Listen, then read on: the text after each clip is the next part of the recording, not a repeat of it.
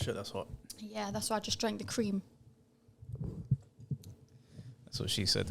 Anyway, so this is part 2 of, what was it, 100 black pill beliefs. So I think we'll do another 10. We'll see how it goes. Okay. Give me your thoughts and feelings on what he's saying, and then we'll go from there. Absolutely. 14. These statistics also show that looks are mostly objective. There is very little room for opinion or preference. 15. A man's money now means nothing to women, as they can instead either work for themselves or rely on the government to provide resources instead. False. Yeah, that's cap. It does Yeah. not mean nothing to them. I found that a lot of, not all women, but a lot of women that think they want to go and work these ridiculous hours that men are doing quickly find out that it's not for them. No, it's not to say, I don't think of it in that sense, because there is a lot of women that do want to still work and achieve things for themselves. Me personally, even if I was a multimillionaire and I didn't need to work, I would still want to work because I want to do what I want to do as a passion, more so than just working to make money. Do you know what I'm saying? I wouldn't like to be... Yeah, but that's different. You're chasing a passion. I Yeah. understand that. I mean, Yeah. doing the long hours, in the excruciating circumstances or in tough situations, staying late at the office, waking up extra early, because with doing that comes a sacrifice of family, right? You can't be doing that and also raising a family. I wouldn't say money means nothing to women. It definitely means something. Money comes with security. Yeah, and you don't want a guy who's just a bum and isn't going to be able to contribute to anything or take you out or treat you every now and then, shit like that. It's just basics, really. Yeah, and you also don't want a partner that is not contributing. So whilst I understand that women have moved into the workplace, a lot of them are working those longer hours. Like I said, not all of them. A lot of women that I come by don't want to do it, but that's just my personal experience. That's not the whole truth. It doesn't paint the whole picture. There could be a large sum of women now that are doing what men are doing. I'm not entirely sure. I don't think that's the case, but either way, to say it means nothing, that's an absolute term. And it might mean less. I can agree it means less, but it's not nothing. It's still a big contributing factor. And most women that I know want their man to be the breadwinner. Even if they don't say it. I've had some people like pushing back on it and saying, oh, I don't care. But then their actions sort of represent something a bit different, which is fine. I've got no problem with that like traditional setup in relationships where the man is the breadwinner. As long as the woman is contributing something and she's not asking for ridiculous things, I think that's fine. So I disagree with this. It has definitely shifted as women have gone into the workplace and they're able to take on more roles now. But it definitely doesn't mean nothing. It's just that independent woman vibe of I don't need no man, I can do it all myself, which is all well and good. That's a whole bunch of bullshit. No, I don't think it's a bunch of bullshit, because I think as a woman, you should be able to do everything yourself. You shouldn't have to rely on a man. But that doesn't mean that it's not nice if a man was to look after you, basically. The people that say that I'm an independent woman, I don't need no man, they're often the ones that are looking for someone to be with them. I mean, why would you say that? You would just do your thing and you would keep it moving. Yeah. It's the same way we were talking about that guy who was saying, I don't need no hoes, I'm celibate, this, that, and the other. And I heard that. That wasn't your dog. It's the same as these women that are like, oh, no, it's the same as that guy that we were talking about where it was like, I don't need no hoes, I'm celibate. Like, why would you write a post like that? Yeah. Post a topless picture and then also say that you're obviously looking for some hoes. Yeah. You're looking for people to comment. So the women that are shouting at the top of their lungs, we don't need men, I'm independent, they're capping. They're definitely capping. Now, there are women, there's plenty of women out there that are self-sufficient. Yeah, I don't think you should rely on a man. What do you mean? I don't think women should have to rely on men for anything financially in life. I mean, whether they do or they don't, it really to me, it just comes down to like men and women act as partners, like as teammates. 100%, yeah. And I don't think that you should be relying on anyone. I think you should go out there and make your own money. But this notion, just before we end up digressing, because we're not even on to the second point yet, money does mean something to women, trust me. It does. 16. Any man that gets in a relationship based on his money has no real attraction from the woman. It is all fake love. Well, yeah, duh. I mean, everyone, that's not a black pill belief. That's just people just understand that. We understand that people get into relationships for security. We understand that people even marry for political reasons, for like to gain some sort of power or prestige. We already know that. We know love's not the determining factor of why that relationship is a thing. That's not a black pill belief. That's just commonly understood. That if you get a woman into a relationship for money, right? Like, she's going to enjoy all the pretty things. She's going to enjoy the lavish lifestyle, but she's probably going to have somebody on the side that's giving her the wood. And then she's probably going to be looking elsewhere for someone that's going to fulfill that, that love that she's looking for. Do you disagree? No, I find it hard to give my opinion on this one because I've never been in a situation where I've spoken to somebody because they've got money and then not formed an attraction or formed an attraction. I can't speak because I haven't experienced it, and I don't know anyone who's done that as well. Even if you haven't experienced it, would you stay in a relationship purely for money? No, but I do think that... Sorry, let me rephrase that because that doesn't represent what he said. Would you fall in love with someone? He said there would never be real love, but the reason why I think there potentially could is because the more time you spend with somebody and the more you get to know them and learn them, you can fall in love with somebody as a person without it having to be based on attraction or what they have. You can have love for them. I don't think you fall in love with them based on money. Not based on money, but what I'm saying is a woman could have got with a guy in the beginning because he's got money that she wasn't that into, but then the more she spent time with him, the more he's grown on her, and then she's eventually fallen in love with him. Yeah, but I don't think that's what they're saying. I think that like money is the driving factor in the relationship. Yeah. Like it's not going to, because the thing with love is that your love is tested when things are taken away. Yeah. When all the things that make your life cushy are taken away from you, are you willing to stand by this person? Would you stand by your man? Would I stand by my woman if they were down bad? Yeah. Money being one of the factors, right? Money comes and goes. You're rich today, you're poor tomorrow. If money is your driving factor in the relationship, if it's what got them there and is keeping them there, you will not experience real love. So that is just true what he's saying, but that's not something that is exclusive to the black pill community. That's just common sense. If I get you based on my looks alone, what happens if I lose my hair or get fat? Yeah, you're not going to be attracted to me anymore. Yeah, but see, this is where I disagree, because even if you fell in love with somebody from their looks in the beginning, you will love them no matter how they look. No, but you don't. You might be attracted to them like physically. You might love how they looks, but love is deeper than what someone looks like. I know, but let's say you got into a relationship with a girl that you were so attracted to her. That's why you got with her. And you've been together for a while now, and then she goes like really, I don't know, she goes really fat and ugly. Not saying there's anything wrong with fat people. Are you going to break up with her? If the reason was that I got with her for her looks, then yes. But then you don't really love her and you're not with her for love, you're with her for her looks. That's my point. If you're claiming to be in love with someone and your claim is based on their looks, then you don't actually love them. You would say it's lust. If you're like, oh my God, this person's so hot, like I just want to sleep with them constantly and kiss them. That's all well and good. But if there's no substance beneath that, if there's nothing beyond that, yeah, I get that's that. not love. That's just lust. You're like super attracted to this person physically. And I understand that. I'm not saying that's not a real thing.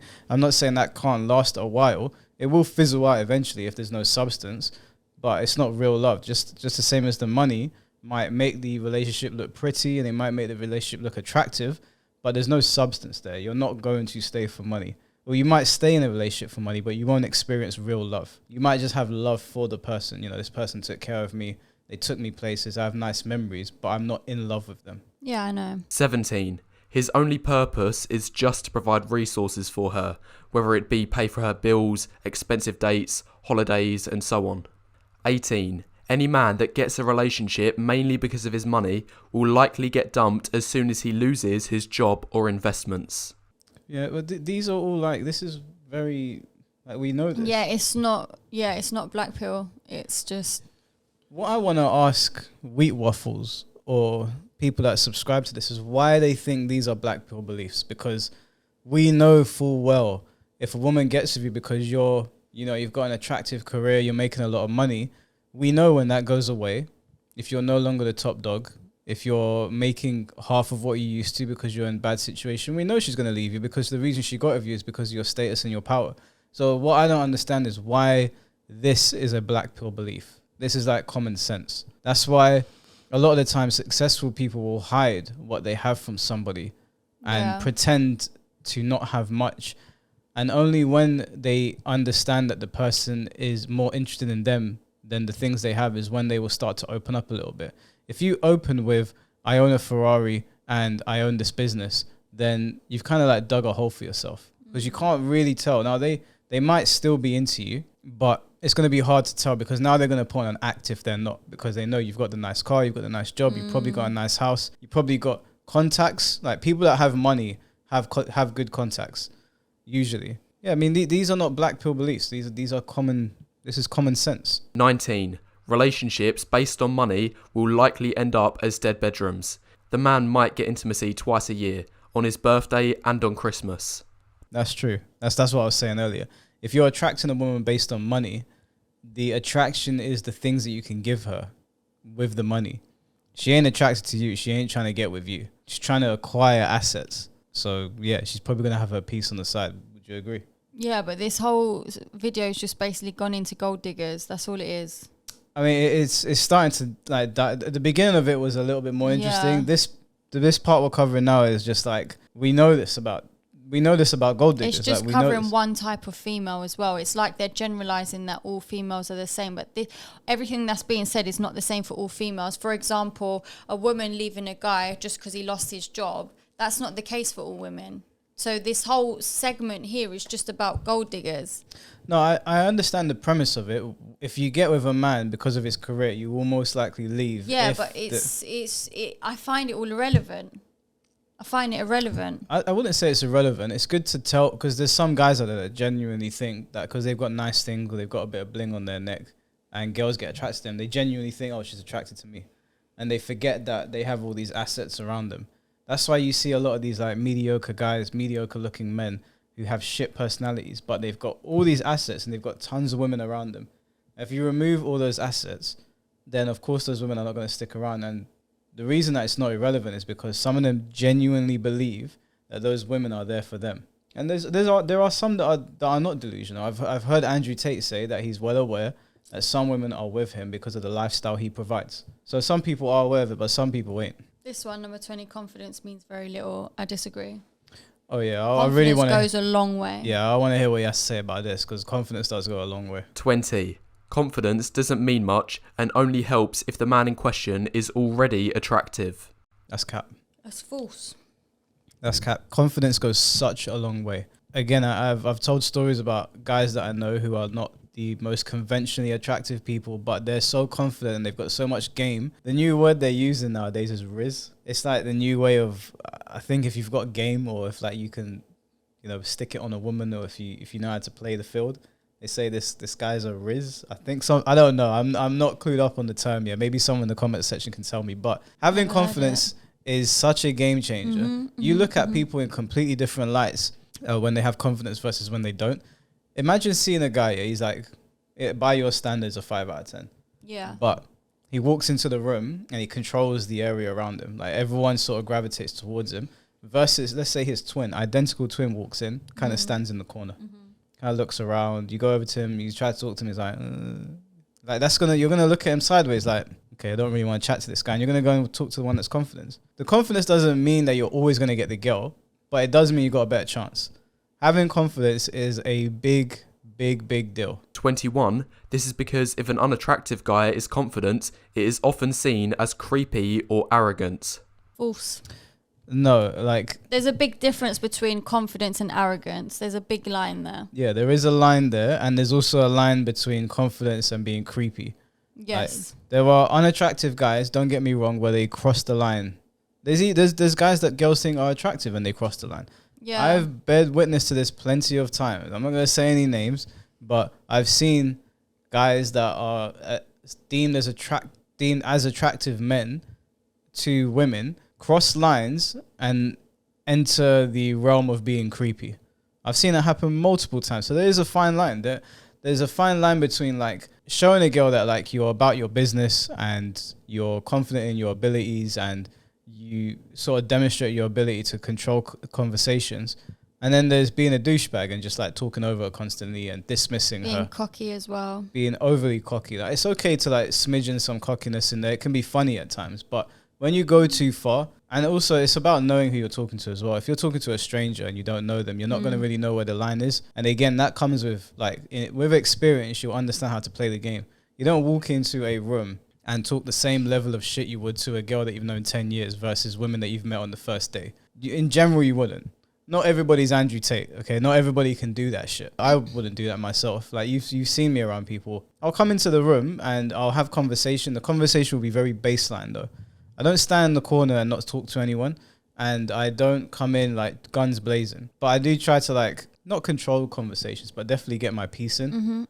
And then go from there. But some guys, they come in, you know, they think they're the dog's bollocks. They haven't really proven anything to anyone. No one really knows who they are. It comes across as arrogant. And then you got the guys that they go too far, which is a video we're going to look at a little bit later on. And they become creepy. And you're like, bro, like, you've gone too far. So there is a line. Besides, 22, confidence is very correlated with looks anyway. Statistically speaking, shorter, more unattractive and overweight people are more likely to get bullied in school, which, no surprise, is going to have a negative effect on a person's confidence and self-esteem. Meanwhile, 23, attractive people are more likely to be appraised from teachers, parents, which in turn boosts their confidence. There's truth to that. If you've got a tall guy who's muscular, just based on his looks alone, he's going to be more confident because he's going to know that is what is deemed as attractive by society or by women, versus a guy that's short and fat. But that doesn't mean that you don't put your best foot forward and still run some game. Yeah, but also, as you get older, you always find it was the good-looking ones who then turn ugly, and then the ugly ones who then turn good-looking. And I think as you get older, if you start to blossom and everything, you're going to gain confidence because you'll start then getting the attention. So it just depends on what time in life we're talking about. If we're talking about as a kid and having low self-esteem because you're not getting much praise and attention, then fair enough. But if you're saying that's going to stick with you for the rest of your life, I don't think that's necessarily true, because how you change as you get older and how people treat you will change how you feel. Yeah, your experiences mold you. Yeah. I think that whilst obviously there are obviously clear factors that would boost someone's confidence without them trying. For example, if you've got a conventionally good-looking girl who's constantly being given praise by guys because of her looks, her confidence will be boosted, versus the girl that isn't really paid any attention. And I understand a child or someone that's very young would have a hard time reckoning with that and learning how to become confident. And that does come with time. And it might be easy for me to sit here and like give pointers now.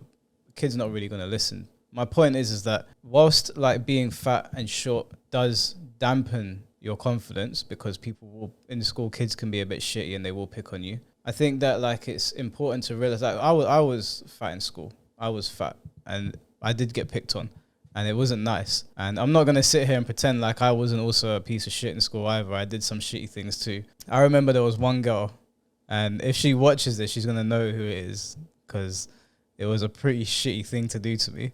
Oh. But I was in the science corridor and I called out to her. I don't know why I called out to her. I think I was like, I didn't fancy her or anything. I called out to her. I don't know why. I can't remember why. And she pretended that she was falling over, like there was an earthquake as I was walking towards her. And I remember. I'm sorry, I shouldn't laugh. No, it's fine. I laugh at it now as well. There was 2 instances actually. I'll tell you 2 stories. She did that and she pretended like she was falling over, and she was with all the other girls and they all started laughing. And I remember I was so embarrassed and so upset at her doing that I just ducked into the closest classroom to me. That is really sad. Which wasn't my classroom. So when I walked in there, the other kids in the classroom were looking at me and the teacher was looking at me going, what the hell are you doing? And I was looking at them and I was like, what am I doing right now? Like, I don't have a game plan. I just don't want to go out and face these girls because they're calling me an earthquake, or they're saying there's an earthquake that's being started as I'm walking down the corridor. Mind you, I was fat. I wasn't that fat. It hurt my feelings. And it hurt my feelings to the point where I was like, what if I'm so fat I fall through the floor? No. And that's what I was thinking. I was thinking, so what sad. if I fall through the floor? Do you have a picture? What, of when I was a kid? When you was fat, yeah. Yeah, probably at home. No, I'm not going to show you. And I remember there was another girl. You remember after school finished and like they would have the assembly at the end of some of the days, like everyone would come together. They'll do like an assembly for something. Yeah. Everyone was finishing up, and when that assembly finished, it was basically get your bags, you can go home. So it's kind of an exciting time because the teachers leave us alone and we can go out into the corridors and talk to each other. This girl was deemed very pretty in school. She was always like pretty nice to me. We got on pretty well. And she hugged me and she looks at me, right? She's holding me, like we hugged. And she goes to me, do you know what, Michael? If you weren't so fat, you'd actually be good looking. And she said it in front of my friends. But they obviously started laughing because, kids don't know. But it made me feel so small because at that time, I just didn't know how to control my caloric intake. I didn't really understand training much. I didn't get it. So when she said that, I was, in my mind, because I was so young and naive, I was like, well, I'm fat, so I can never be good looking. So I don't know how to deal with what she said. And what she said stuck with me to this day. I'll never forget her saying that. My point is that kids can be shitty and it can hurt your confidence. But there are ways out of it. It's not a foregone conclusion. It's not to say that like you won't have a harder time than a guy that's tall and attractive and that has muscles or is ripped or whatever. But there are other things that you can do to boost your confidence.